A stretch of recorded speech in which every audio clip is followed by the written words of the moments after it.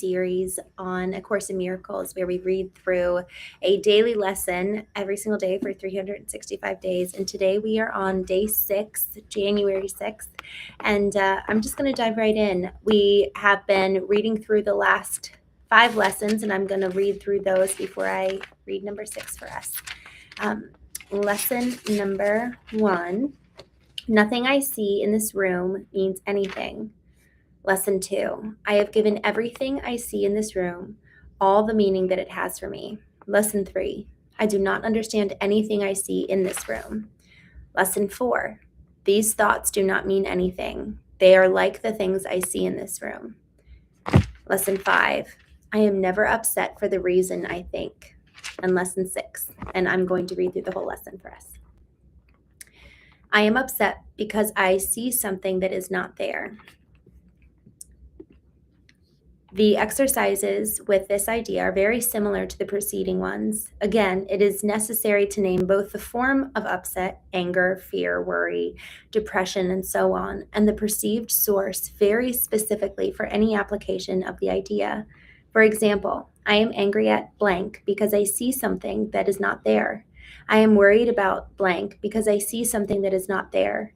Today's idea is useful for application to anything that seems to upset you and can profitably be used throughout the day for that purpose. However, the 3 or 4 practice periods which are required should be preceded by a minute or so of mind searching, as before, and the application of the idea to each upsetting thought uncovered in the search. Again, if you resist applying the idea to some upsetting thoughts more than to others, remind yourself of the 2 cautions stated in the previous lesson. There are no small upsets. They are all equally disturbing to my peace of mind. I cannot keep this form of upset and let others go. For the purpose of these exercises, then I will regard them all as the same. So obviously I'm coming on late. For those on the East Coast, it is 10:50. And I'm so glad I'm on here doing this and that I'm keeping to my habit of reading this, but I'm going to start, I really want to commit to starting to come on here first thing in the morning. You know, I do my vertical alignment and that's my habit in the morning. And that's really my time where the principle of it and then the practice of it are different, obviously. So the principle of vertical alignment is bringing my thoughts, behaviors, beliefs, actions, mindsets, everything about me, bringing all of it into submission to my ideals, which then is under the divine. So effectively, this time then, the practice of it is setting aside time every single morning to do just that, to get all of my being into submission to my ideals, reminding myself who I am, reminding myself of my calling, reminding myself of who God says that I am, so that I can live in submission to something and someone greater than me. Because y'all, when we live with just ourselves as the chief aim, it's always going to leave us empty at the end of the day. You know, having someone and something to live for that's outer than us and greater than us at the same time are all just so important. So I'm committing live with you all here. I'm just committing to reading this every morning during my vertical alignment. And so even if I come on here, no makeup on and just kind of messy in the morning, I still want to do that because I wish I had read lesson 6 this morning. I actually think it could have really, really served me. Again, lesson 6 is, I am upset because I see something that is not there. And to really get that in our minds, you know, what we're upset about, what is bothering us here in this moment, it's usually not what it appears to be. It's almost like this thin layer. What we're looking at in the present, if we were to kind of like look behind this present moment, there's decades worth of data that is triggering the present moment now. So just as I always do, I'm just going to say a quick hello to some folks who are joining me tonight. I'm live across a couple different mediums, but Samir, thank you so much for joining. Margarita, Voice of Reason, I like that name. Greetings from Greenland. Thank you so much for joining tonight. Amos, good to see you. Voice of Reason, outer than us. Yes. Samir, I am live right now. I'm actually in Baltimore, Maryland. We just watched Wicked at the Hippodrome, I think is the name. And it's good to see you all. Addison, broad, vertical alignment is necessary for everyone, not just religious people. Got to remind ourselves of our oaths, creeds, missions, etc. for our teams. I could not agree more. And frankly, it's not intended to be religious. You know, there's something about just the practice of getting ourselves to a peace, a baseline of peace. Because if our nervous system is activated and we're always stimulated and always kind of in fight or flight, it's impossible for there to be real change. Our nervous system actually needs to come to a position and place of peace in order to introduce a new thought, a new concept, something to change us at a molecular level. So we really can't experience real growth until we experience peace. And then we introduce the change after that. So I love that you said that.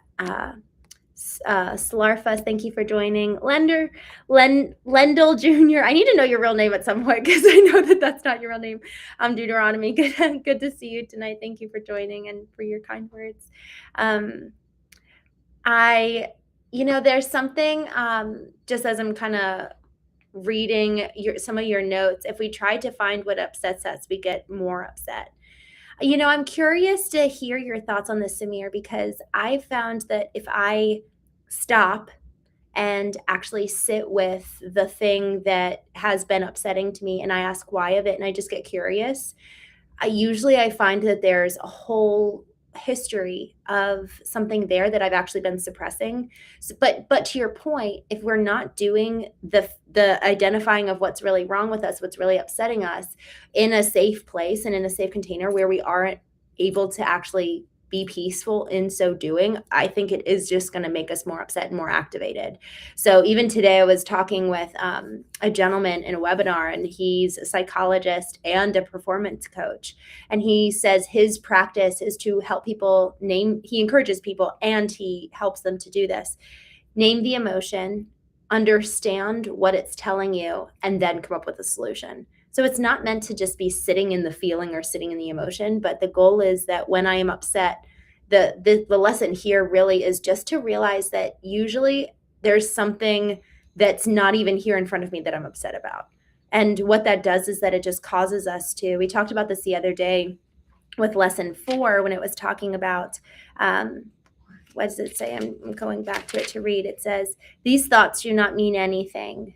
And that taking thoughts captive and like almost like pulling it, the analogy of like pulling it out of our mind and analyzing the thought and just being curious about it. Because if we're not taking power over our mind, it's going to take power over us, whether it's our thoughts, our emotions, our upset. And so the real purpose and intent here is, can I actually allow for myself to maintain my emotions, my own determined emotional baseline of peace? Let's say I want my emotional baseline to be peace. Am I volatile to anyone and anything that can come and disrupt my peace? Or do I actually have control over my own soul, over my own mind? Or is it just a volatile machine that anyone can come and disrupt? So I'm curious to hear what you say about that.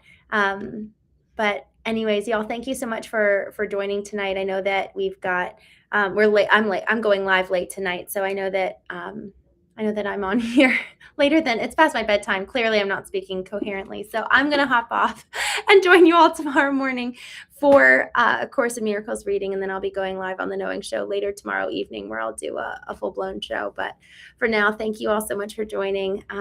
Deuteronomy, USA People, Wise Trader, thank you so much for joining. And I will see you all tomorrow for A Course in Miracles, followed by the